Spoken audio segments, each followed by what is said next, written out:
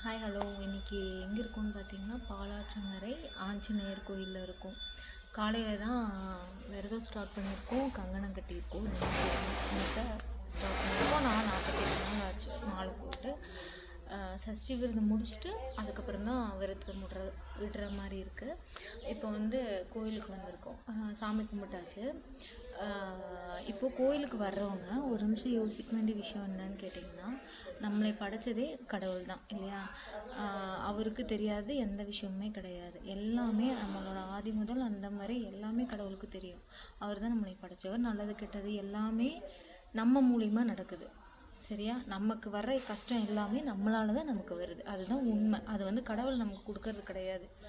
அதனால் சாமிக்கிட்ட வந்து நின்று என்னோடய பேர் இது, என்னோடய நட்சத்திரம் இது, என்னோடய ராசி இதுக்கு அர்ச்சனை பண்ணணும், என்னை எப்படியாவது காப்பாற்றி, என்னோடய குடும்பம் இது.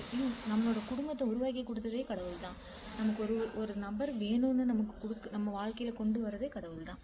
அவர்கிட்டே வந்து நின்றுட்டு என்னோடய ராசி என்னோடய நட்சத்திரம் இது தான் அப்படின்னு சொல்லி நம்ம கடவுள்கிட்ட கேட்கறதுல என்ன ஒரு இதுன்னு எனக்கு புரியல. அப்புறம் ரெண்டாவது ஒரு விஷயம் என்னென்னா, கோவிலுக்கு வந்துட்டு ஒரு 10 நிமிஷம் ஒரு அரை மணி நேரம் இருப்போமா சாமி கும்பிட்றது.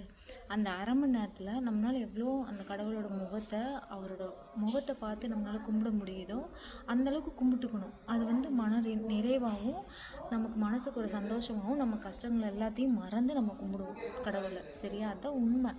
ஆனால் நான் நிறைய கோயிலில் எல்லாருமே பார்த்தாச்சு, சாமி தீபாராதனை காட்டும்போது சாமியோட முகத்தை பார்க்காம டக்குன்னு இப்படி தீபாராதனை காட்டும்போது டக்குன்னு கையை எடுத்து வச்சு டக்குன்னு கண்ணை முடிக்கணும். அது அந்த நிமிஷத்தில் கடவுளை பார்த்து கடவுளை கும்பிடணும், அதுதான் உண்மை. இப்போ கடவுளை பார்த்தோன்னே டப்புன்னு இப்படி கையெடுத்து வச்சுட்டு டப்புன்னு தீபாரத்தை காணும்போது இப்படி கண்ணை மூட்டா அந்த பிரகாசத்தை எப்படி பார்ப்பீங்க? அந்த பிரகாசத்தை பார்த்தா நம்ம லைஃப்பில் நிறைய சேஞ்சஸ் கிடைக்கும். நிஜமாகவே இது எல்லாருமே ட்ரை பண்ணி பாருங்கள், கண்டிப்பாக நடக்கும். கோயிலுக்கு போய் சாமி கும்பிடும்போது யாரும் கண்ணை மூடாதீங்க, கடவுளை பார்த்து கும்பிடுங்க. தியான மண்டபத்தில் போய் நீங்கள் தியானம் பண்ணுங்கள், அது வேறு. ஆனால் கடவுளை தீபாராதனை காட்டும்போது கண்டிப்பாக நம்ம கடவுளை பார்த்து தான் கும்பிடணும், சரியா? எல்லோரும் ட்ரை பண்ணுங்கள். இதில் ஏதாவது தப்பு இருந்ததுன்னா sorry. Tata bye, see you.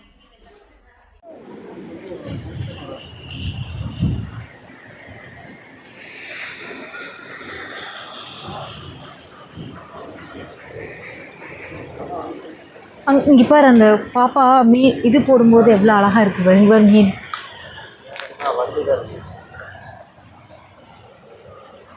பொறி சாப்பிடுதுடா. எவ்வளோ பெரிய மீன் பாருங்க.